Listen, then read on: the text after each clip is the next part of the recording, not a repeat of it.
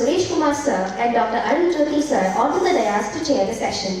Dr. Suresh Kumar sir, a highly esteemed consultant surgeon with over 20 years of experience, holds MRCS and FRCS from the College of Surgeons and an MS in General Surgery from Key Park Medical College. His advanced training includes prestigious institutions such as Massachusetts General Hospital and Brigham and Women's Hospital. He has also made significant contributions to surgical literature with publications in the Indian Journal of Surgery and JEMDS. Introducing Dr. Arunai sir, an accomplished surgical gastroenterologist with advanced training from Meenakshi Mission Hospital, Madurai. He holds a DRMD in surgical gastroenterology and an MS in general surgery from Madras Medical College. He has garnered international recognition for his research, presenting at prestigious forums in Amsterdam and Seoul. With extensive experience in complex procedures, including liver transplants, robotic surgeries, and pioneering work in laparoscopic interventions, he stands at the forefront of modern surgical innovation. Today, Dr. Suresh Kumar sir will introduce our distinguished speaker, Dr.S.JegadeshChandrabose, who will discuss the innovative topic of surgical reversal of diabetes. Please join me in welcoming Dr. Suresh Kumar sir.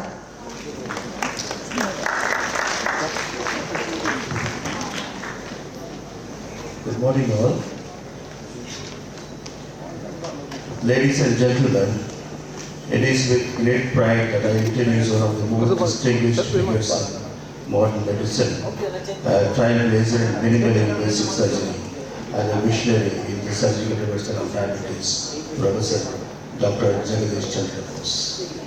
As a leading laparoscopic, robotic, gastrointestinal bariatric surgeon and a laser proctologist, Dr. Bose has dedicated his career to advancing medical science and providing transformative solutions for patients worldwide.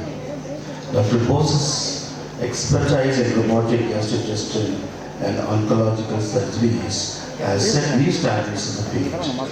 His pioneering work in robotic bariatric surgeries and laparoscopic revisional bariatric procedures has revolutionized treatment for obesity and related metabolic disorders, offering new hope to countless individuals. A fellow of American College of Surgeons and the International College of Robotic Surgeons, Dr. Bose has earned multiple accolades, including a gold medal in AMCH from Sri Ramachandra University. At Meenakshi Mission Hospital, where he is the senior consultant and head of the Department of Bariatric and Metabolic Specialties, his contributions has been transformative. Beyond his clinical achievements, Dr. Bose is a respected educator, shaping the future of surgery through his roles as a speaker and faculty member at national and international conferences. His recent appointment as an honorary adjunct professor in robotic gastrointestinal and bariatric surgery by the Tamil Nadu Dr. MGR Medical University underscores his significant impact on the medical community. Today we are privileged to hear Dr. Bose discuss the revolutionary topic of surgical reversal of diabetes. His insights promise to illuminate the transformative potential for these advanced procedures. Let's now welcome the esteemed Professor Dr.S.JegadeshChandrabose. Dr. Bose, the stage is yours. Please welcome. Thank you, sir. Good morning, the students of the Arunai Medical College. And at the outset, I like to thank the organizing team, Dr. Manasingh sir, Dr. Arul, and the organizing team as a whole for inviting me for this excellent event today. So, initially when they invited, so I thought the audience of different crowd, and finally I hear the audience will be the MBBS students predominantly. So, as I am well interested in teaching, so I like to just educate our medical fraternity from the basic about this diabetes, and this is a very good forum of knowing diabetes. You are having excellent speakers around, and from the basic you are able to understand what is diabetes and how to approach diabetes and how to treat diabetes. As because all these MBBS students are initially going to sit somewhere and start their general practice initially. So maybe in future you may get into some specialties. But diabetes is completely a basic what you should know. So this is a very good forum, and at the same time, I need to just make sure that diabetes till now, many of them would have thought that it is only of medical management, but it's not so. So there is some role for surgical intervention. That's what I am going to. Thank you. So that's what I am going to just make in brief. What is the role of diabetes, that is surgery in diabetes? So in other words, surgical reversal of diabetes. Otherwise you can call us diabetes surgery too. So the terminology or this nomenclature might be new for someone or the people here, but it is not new so. So before getting into diabetes surgery, we should know what are the types of surgery, because you should know something about the diabetes surgery. What is diabetes surgery? Just like that, the speaker has come and put some evidences saying that such and such can create some effects on something like that. But as a basic, you should know some types of surgery, what all could benefit, or what is in the in our curriculum, which could benefit the patients in terms of diabetes care. So this is one type of surgery. It's a it is called sleeve gastrectomy, wherein you have to refashion the stomach into a small sleeve-like part, and the remnant part, that is, surgically you can remove the remnant part of the stomach out of the abdomen, and the remaining part of the sleeve will be within the abdomen. So this creates a major restriction, and that way it creates weight loss. As the previous speakers said, it improves insulin resistance by weight loss. So the next important surgical technique is Roux-en-Y gastric bypass. This has created a drastic improvement in diabetes care across the globe, and this is where you have to refashion the stomach into a small pouch, and you have to divert the content, completely excluding the duodenum. So that is the idea. That way you create some part of malabsorptive component in this surgical technique. So that way it creates restriction and some sort of malabsorption. At the same time, it activates the GLP-1. So GLP-1, as you already heard about GLP-1, how all it could create an effect. So that is natively being activated. So it is not exogenously given, it is native GLP-1 gets activated here, and thereby the patient gets diabetes control. So this is one other technique which is the third most commonly performed procedure across the globe, called mini gastric bypass. It creates much more malabsorption than restriction, and initially when Roux-en-Y gastric bypass came, there has been a problem of quantity of food which is being taken was very little, and there has been a complaint of from the patient aspect that we are able to take only a little quantity, and unsatisfactory issues were there. But with this mini gastric bypass, you are able to take a half plate of biryani. That is much important for our crowd, where they are bulk eaters. So they take some sort of quantity with increased quantity, and at the same time we increase the malabsorptive component. That way we create a drastic effort in weight loss, as well as the GLP-1 effect is also getting tackled. So this is one other technique now most commonly being utilized across the globe. And now coming again to another one technique recently being utilized across what sort of patients we are going to deal with. Whether we are going to deal with a super obese, a morbidly obese patient, or a low BMI patients who are completely lean. So those patients doesn't require a much weight loss procedure, but you have to tackle diabetes. In that situation, we need some modifications in surgical technique that is being tackled. So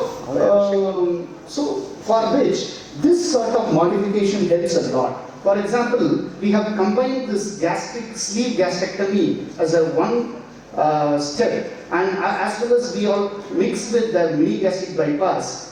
that is the bypass component is also being incorporated in this technique, wherein you can, as you see the arrow mark, the nutrient travels through the duodenum as well as through the bypassed part. So thereby you reduce the nutritional complications wherein you get in one, that is mini gastric bypass, one way gastric bypass by malabsorption. Here that is being tackled, and as well as you get the GLP-1 effect. So thereby you tackle less weight loss as well as you get the GLP-1 effect too. So this is one other technique. So this is the basic what you should know. These are all the techniques available in diabetes surgery in particular. So coming next to talking all about surgery, you should know about something beyond surgery. So that is endoscopic technique. This is picking up a lot across the globe. So that is called endoscopic sleeve gastroplasty. So in this, it is completely an endoscopic technique. So there is a specialized endoscopy with some additional accessories. You can fit into that endoscope and you can pass through orally, and with general anesthesia as a background, you can just refashion the stomach by suturing intraluminally, and you can reduce the size of the stomach, thereby creating a weight loss. So this is very comfortable in younger age groups, and wherein you can reduce the weight loss without surgery, and you can get the same effect as like sleeve gastrectomy. So these are all the newer techniques which have come up, and recently, as I have to just tell you, robot also plays a much role in bariatric surgery, as because technically bariatric surgery, it's not like a routine laparoscopy wherein you have some difficulty in the anterior abdominal wall, and so in which robotic surgery helps a lot in tackling those caveats in laparoscopic surgery. So now coming back to the diabetes surgery. So for understanding diabetes surgery, what all I am going to project the evidences, you should know some basics. So what is the basic? I am going to make it very simple, very simple. So you should know only these three. You can understand very nicely how to just analyze the diabetic articles. So first, the terminology you should know is remission. What is remission? Very simple. If the HbA1c level is going to be less than 6.5, that occurs spontaneously or following an intervention that persists for at least 3 months. So HbA1c must be less than 6.5 for at least 3 months, and without any medication, without any pharmacotherapy. Then you call that patient as patient is being in remission. So that's very simple. So, okay, if the HbA1c is not much reliable in that particular case, then you can take this fasting plasma glucose as a parameter, and that should be less than 126. So this is an alternative criteria. So these two you have to see in all articles how that's going to be after treatment. Either it could be a medical therapy or a that is an endoscopic therapy or a surgical therapy. You just look into this parameter. If this is going to get maintained, then you can call that patient is in remission. Okay? So that's not sufficient, because your counter, people may ask you how long this remission is going to persist. The diabetes is a long-term disease, so you should know about two other, that is the terminology called complete remission and prolonged remission. So it's very simple. If the remission is going to persist for more than 1 year, that is 1 year, without pharmacotherapy, then it is called complete remission. So if it is going to persist more than 5 years, then it is prolonged remission. So, and for your information, the American Diabetes Association has said that if the patient is going to be on prolonged remission, that patient you can call as patient has attained diabetes cure. So you may be surprised that whether the diabetes could be cured. So it's not so. See, for example, you should have some criteria to say that patient has a complete remission. So these patients are very unlikely to get back to the diabetes again. So we should have some criteria or some part to just assess that whether the patient has going into cure or something like that. So for which the American Diabetes Association has formed this nomenclatures, and they have given some criteria how to assess. So you should know all these things. Then if you look into the articles, you will be much convinced about what are the results and how you could get into that. So coming back to the diabetes surgery again. So diabetes surgery is nothing new actually. It's not being talked in this forum or something like that. Way behind in 1991, there has been, the NIH has released a consensus statement emphasizing that surgery could be a viable option for managing diabetes when conventional methods are inadequate. Conventional methods in the sense, the pharmacotherapy. Okay? So it is well behind in 1991 that has been discussed across the globe. So, just like that, as a speaker, if I come and say that diabetes is going to get improved or getting we can attain remission through diabetes surgery, nobody is going to accept. So we should have some updated guidelines about this metabolic and bariatric surgery. That's what I am going to just tell you. So, for example, one surgeon or two surgeons is going to say something. That's not going to become a consensus. So we have evidence that nearly 45 international organizations have come into some conclusions. So, for example, reputed associations like the ADA, IDF, IFSO and ASMPS, everything has released a consensus statement for the first time, and it has incorporated metabolic surgery into the treatment algorithm of type 2 diabetes in 2015. Then you can just think about that diabetes surgery, how it is important, and how we have to incorporate it in the armamentarium of diabetes care. So we should have some recommendations. Just like that, we cannot treat diabetes or we cannot recommend diabetes for everyone. For example, any diabetes patients, everybody can be subject those patients to surgery. It's not so. So the WHO, World Health Organization, and all the organizations, what all I have mentioned, they have laid some path or some criteria to judge or assess which patients require bariatric surgery or a diabetes surgery. So for which you should know the types of obesity. For example, it is class 3, class 2 and class 1 obesity. Class 3 is nothing but very simple. It is BMI greater than 40. They have to come under class 3 obesity. Those patients, very clear, if there is no comorbidities also, they have an indication for bariatric surgery. And coming to the class 2 obesity, that is BMI of 35 to 39.9, where if the patient is having a hyperglycemia and it is inadequately controlled by lifestyle and medical therapy, those patients are the right patients you can consider diabetes surgery. And for example, you may ask, if the patient is having an adequate glycemic control, can we subject those patients for diabetes surgery? Yes, of course. Not for every patient. For example, surgery can be considered for patients in this category even if glycemic control is adequate for further improvement of diabetes management and overall health outcomes. So next is very important category, that is class 1 obesity. That's one we are going to talk about.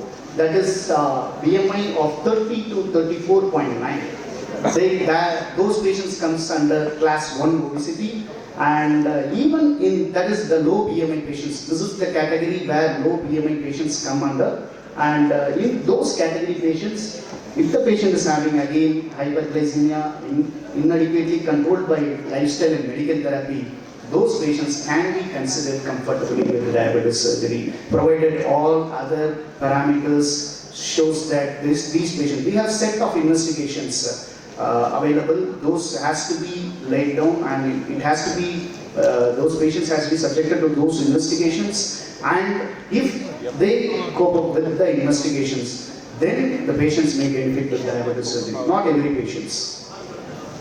And I need to emphasize another important point, that there has been an adjustment for Asian patients in BMI, that we should lower down the points of BMI by 2.5 for Asian patients to reflect different body composition associated health risks. So what all the BMI cutoff points I have mentioned, you have to reduce 2.5 and you have to incorporate in our patients. So coming now to this is the right time to come into the evidences, speak about evidences. So I am going to project only through 3 papers. It's a landmark articles, and one is a paper which has been published in Lancet in 2021, where they have compared metabolic surgery versus conventional medical therapy for the patients with type 2 diabetes. But the advantage, great advantage is it has been followed up for 10 years duration. So that's prolonged remission, So what is the added value of this study? As I said earlier, it has been followed for 10 years and the remission is completely different when compared to medical therapy. I'll come into the results later. And the important thing is they have not included type 1 diabetes in this study, and the pregnancies has been excluded and severe complication patients has been excluded. So coming to the results, so look into the top of the slide about the remission, what all I have been mentioning. There has been a 37% of long-term remission has been achieved through surgery. But when compared to the medical therapy, it was only 5.5% of remission has been achieved. But in surgical category, the biliopancreatic diversion, that's what I have been saying, the mini gastric bypass and the single anastomosis sleeve judgment bypasses achieved 50% remission when compared to the Arunai gastric bypass, wherein it was only 25%. But even Arunai scores better than medical therapy. So coming to the secondary outcomes with regard to the glycemic control, the surgery results better HbA1c levels and weight loss and insulin sensitivity. And now we can look into this graph. It very clearly demonstrates that the diabetic survival probability is much higher in biliopancreatic diversion.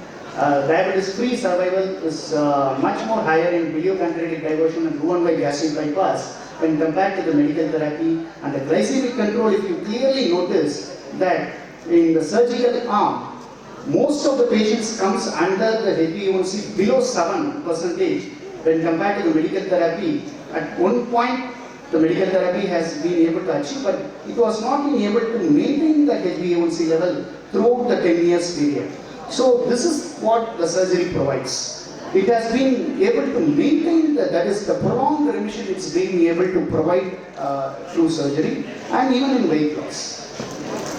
So coming to the quality of life in diabetes-related and diabetes-related complications, in which the 10 years duration, the Arunai gastric bypass achieved was able to give a better quality of life when compared to the biliopancreatic diversion. And coming to the complications, these are all the complications which has been compared. I do accept that there are some nutritional complications in post-surgical period, but that can be tackled with intensive follow-up. So that is much more important. And when compared to the medical management, the diabetes-related complications are very less when compared to the medical group. So, the overall effectiveness of the bariatric surgery is well documented in this paper, and with regard to the clinical implications, metabolic surgery should be considered a significant treatment option for patients with advanced type 2 diabetes, particularly in the context of obesity.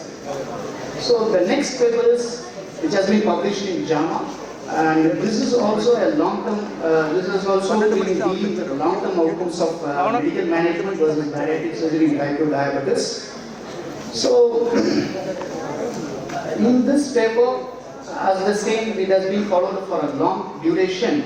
And coming to the results, even in this paper, the HbA1c levels have been much maintained well below 7 in surgical arm, that is in bariatric surgery. But in this group, predominantly they have taken into sleeve gastrectomy as well as Arunai gastric bypass into consideration than the biliopancreatic diversion, which provides much more malabsorption and much more maintenance of the diabetes care. So this is the chart which can better illustrate the difference between the medical management as well as the bariatric surgery. If you look into the top of the slide, the HbA1c, the baseline was 8.2 in medical group, but in 7 years they have been able to not maintain the HbA1c level below 7.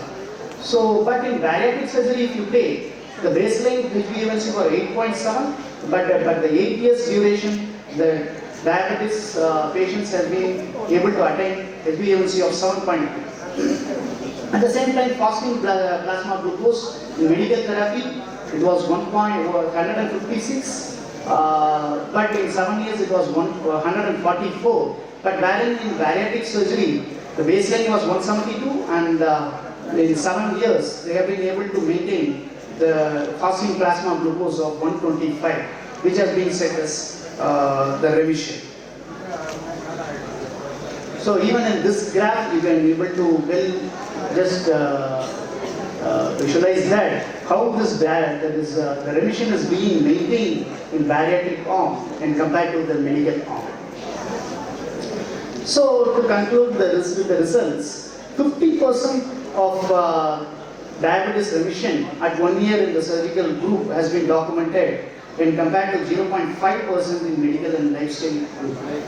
So this is what I am emphasizing here. There is some role for diabetes surgery, and with regard to the medication use, the diabetes medication use significantly reduced in surgery group, and the insulin use at 7 years was 16% in surgery group, wherein in medical and lifestyle therapy it was 56%. So this is the difference we are able to provide with bariatric or diabetes surgery, and 25% of medical or lifestyle participants underwent bariatric surgery during the follow-up. Those are the patients who have been on the medical arm. In that, 25% has been converted to the surgical group by knowing the effect of diabetes surgery. So, as a summary, you can provide this diabetes surgery can provide superior glycemic control, significant weight loss, higher diabetes remission, and improved lipid profiles, and reduced medication use. So this is the last paper.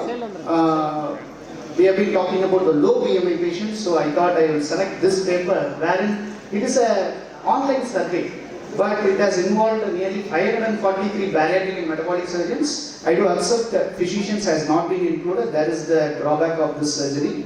That is this paper, and but it has included completely the low body mass index patients. So, it's a global survey. It's a global survey. Every nook and corner of the globe has been included in this survey, and nearly 153 procedures has been taken into care,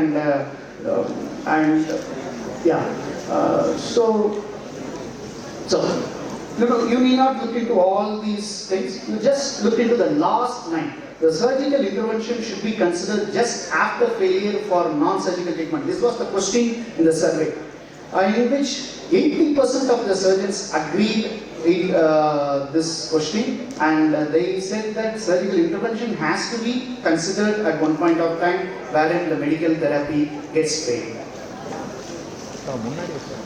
So, in which as earlier we have discussed, endoscopic treatment also has been included, and with the difference of the surgical procedure, the types of the surgical procedure, the patients under 18 age groups, predominantly they underwent laparoscopic sleeve gastrectomy, but wherein within 18 to 65 years, Roux-en-Y gastric bypass also coming to play, and when compared to the older patients, again the sleeve gastrectomy has a bigger role in providing diabetes remission. And it is also cost effective, and 84% of the people agreed that metabolic surgery is also cost effective for class 1 obesity patients. So this survey highlights a broad acceptance of metabolic and bariatric surgery for patients with low BMI, particularly those with comorbidities or who have not succeeded with non-surgical methods. So having said this, we should have some algorithm how to approach these patients practically. That's what I am going to just show you. See, for example, if the patient comes, it's very simple. You can just make a click. The delegates can make a click and you can utilize in your practice. So if the patient comes with you with the diagnosis of type 2 diabetes and you are treating diabetes, just look into that the patient is obese or not. So if the patient is obese, just look into that whether the BMI is greater than 27.5 for Asians. And then you subcategorize them into class 3, class 2 and class 1, as I said earlier. If the patient is going to be class 3, then assess the patients for metabolic surgery or bariatric surgery and recommend them the surgical option. And if the patient is going to be a class 2 obesity, then you just subject them for an optimal lifestyle and medical treatment. We don't deny medical treatment. Preliminary is medical treatment. No, you don't jump directly to surgery. So you just subject them to lifestyle and medical treatment and then you reassess the class 2 obesity patients. And if you find there is a poor glycemic control, then again you can reconsider those patients for diabetes surgery. But if they have an adequate glycemic control, you have to take a call whether you need a prolonged remission, as I said in the papers have projected. So you need a prolonged remission. Diabetes surgery is also a good option. I don't deny about the newer medications which have come into play like SGLT2 inhibitors, GLP-1 analogs. I do accept, but have it in mind, the GLP-1 analog is father of GLP-1 analog is surgery. As because the GLP-1 analog effect has been assessed mainly after Roux-en-Y gastric bypass, and the research went on and they found that GLP-1 analog has been giving a very good effect in diabetes management. Then there is the native GLP-1. Then this molecule has been innovated and it is going very nicely. So, but that is not the one and only hormone that is being effectively giving control to diabetes. There are so many pathways in diabetes care management. One will not suit the complete pathway of diabetes management. So we need an additional care for diabetes management. That's what we say that in bariatric surgery, multiple pathways are being getting activated. That is the reason why we are able to achieve the prolonged remission when compared to medical therapy. So in adequate glycemic control patients in type 2, you can consider. And when coming to the class 1 obese patients, again subject them to lifestyle and medical, including injectables and injectable medicines and insulin. So even again, if there is a poor glycemic control, consider that is diabetes surgery, pure diabetes surgery. And if there is an adequate glycemic control in class 1, we do accept at present only medical therapy is an option. So to conclude about diabetes surgery, it is completely effective, and the benefits have been already said: improved blood glucose control and reduced medications and better management of diabetes-related health problems. And it is completely safe. It is completely safe. You don't have to take surgery as it's not safe. Like that's what the patient feels. You have to educate the patient that it is completely safe. And candidates for diabetes surgery, we have an eligibility criteria. Recommend them for BMI of greater than 30 across the globe. But for Asians, you can advise BMI of greater than 27.5. And the decisions made on individual basis is in consultations with healthcare providers. So you have to discuss with the diabetologist or endocrinologist around you, and you have to discuss with them, and you have to have hand in hand, and you have to treat as a multidisciplinary team. That's what I am about to say. See, I have said about all the advantages, but it doesn't mean that you have to decide by yourself. You sit as you make some consensus in your department or in your institution, and you just combine with the endocrinologist and diabetologist and make sure which is better patients in their situation, and you can do and gives benefit to those patients. So, and there are very many advancements have come that has refined the surgery has been refined over 70 years and making them a safest option. And when the risk comparison, the long-term risk of untreated diabetes and obesity far outweigh the risk associated with surgical procedures, and surgery offers significant potential to save lives and improve quality of life for patients with type 2 diabetes. So what are the future directions for diabetes surgery?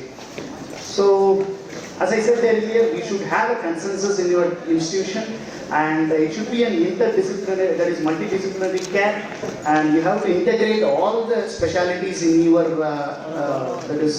treatment care with the patient, and long-term monitoring and follow.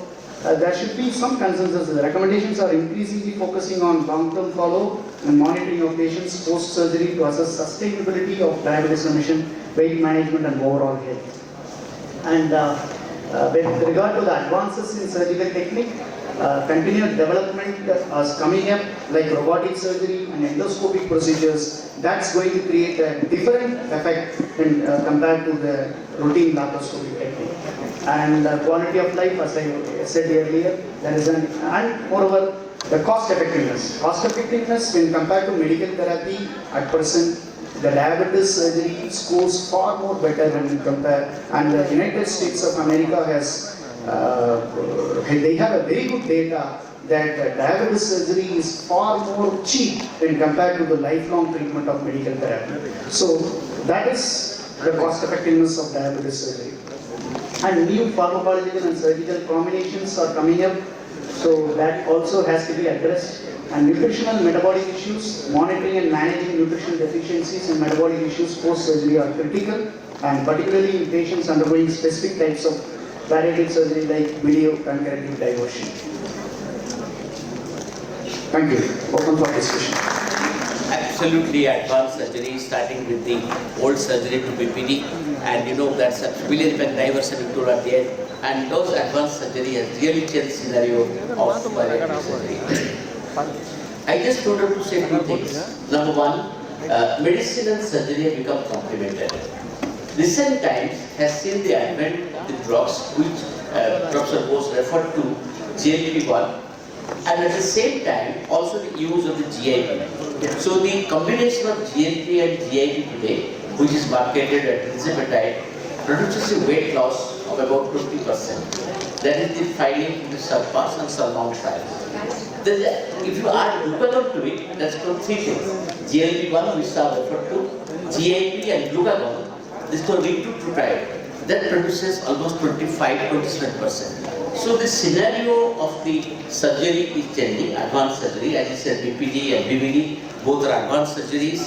Of course, they have some 7.2% complications. Ordinary bariatric surgery is 1% or 1 to 1.5%, but the advanced surgery is 7.2%. Now, the issue is the drugs that are coming today, namely the tirzepatide, retatrutide, has produced almost similar to the weight loss that we find this. Number two is the fact, even the drugs which are available orally, oral semaglutide, and we're talking in after the inauguration is over, the oral semaglutide in the Pioneer 8 trial has shown the weight loss up to 24%. Across the road from the Velunagar, Nitin Kapoor has shown 25% with the Pioneer trial where the drug has been given at 25 or 50 milligrams. So I will consider that surgery and medicine are complementary, and whatever we say, we have to have the lifestyle, as you rightly said, at the number one, because even after the surgery,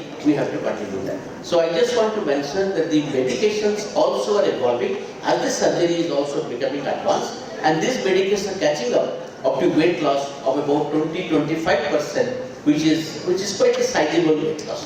Thank you, doctor, for a very, very illuminating talk. Thank you, sir. Thank you, sir.